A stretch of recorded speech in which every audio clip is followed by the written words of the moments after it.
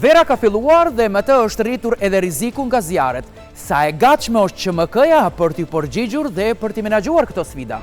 QMK-ja gjithmonë është e gatshme pasi që në kontinuitet bën koordinimin e aktiviteteve. Nëse do duhet ta vlerësonit gatshmërinë e QMK-s në një shkallë nga 1 deri te 10, çfarë note do t'i jepnit? 8. Sa zjarre po regjistrohen aktualisht dhe apo rritet rreziku nga viti në vit?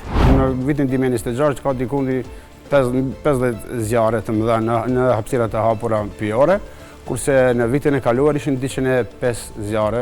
Sa ne të kënaqur nga kontrollet në terren? Por si vjet është mirë. Çdo njeri që i ka shkuar në mend të hulumtoj dhe të shëtis në mal, të shkaktoj zjarr, ta kujtoj më shumë se 2-3 herë, sepse janë në vëzhgim.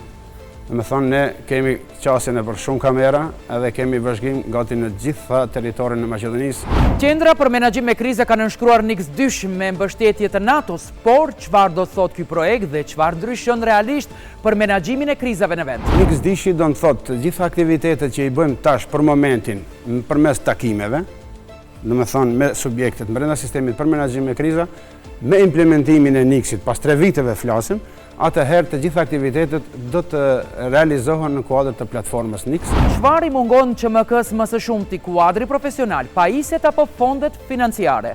Ka nevojë për të treja gjëra që i numëruat. Përgjigjet më të rëndësishme sonte në 1+1 i jep këshilltari shtetëror pranë QMK-s Ferik Beluli.